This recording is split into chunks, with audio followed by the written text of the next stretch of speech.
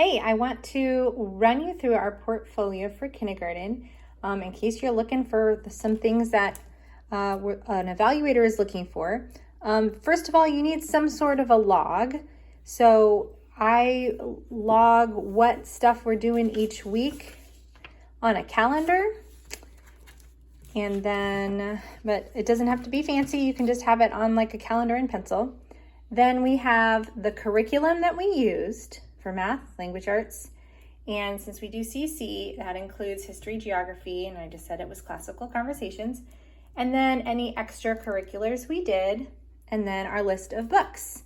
So this is kindergarten, so we're not going to be reading by ourselves many books, just a couple for us, and then whatever read alouds we did as a family.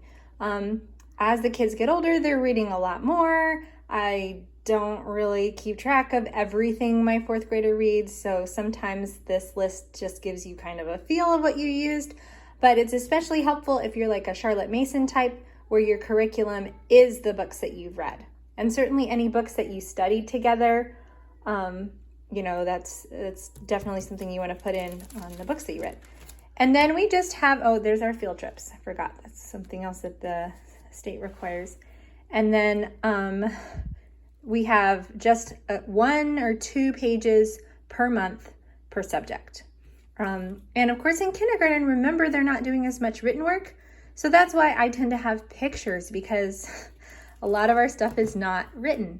Here's what we learned in CC this year. And then I just took his tests. So that's 1 page every 2 weeks. Well, tests meaning in the kindergarten book, just whatever the lesson 40, lesson 50, etc. So every 10 lessons, I just put it in here. So what an evaluator is looking for is progress. So looking here at lesson 80, and look at this. By the time we get to lesson 110, our letters are smaller. We're able to do place value, writing numbers in order, and a little bit of addition and subtraction by the time you get to the end of kindergarten. Then we have language arts, which again, for the little ones, is just pictures of us reading out loud, or this is what we learned in CC this year. So I just printed out from the Foundations Guide, and then just a couple examples of maybe writing practice from our writing book. And your evaluator is just looking for progress from the beginning to the end. Letters falling on the line. Oh, look at this. This is an example of some handwriting practice. And this is an example of like our phonics reader that we read through. Then we get to science. And again, mostly pictures. I'm not going to keep that. I'm just going to take a picture of it and put it in the book. We do a science experiment, take a picture and put it in the book, and that's all you need. Of course, there's our CC stuff. We did a couple experiments, so we just put it in there. And there's just a few things that I have that are written, but most of science, there's a nature drawing. Then him dictating to me things. Like I said, tell me about the digestive system, and he talked and I wrote it down.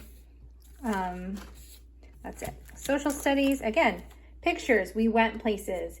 We did puzzles. We dressed up. We saw a train. That's what we learn when we're in kindergarten, right? We don't do a lot of written social studies. It's not the best way for my kindergartner to learn when they're in kindergarten.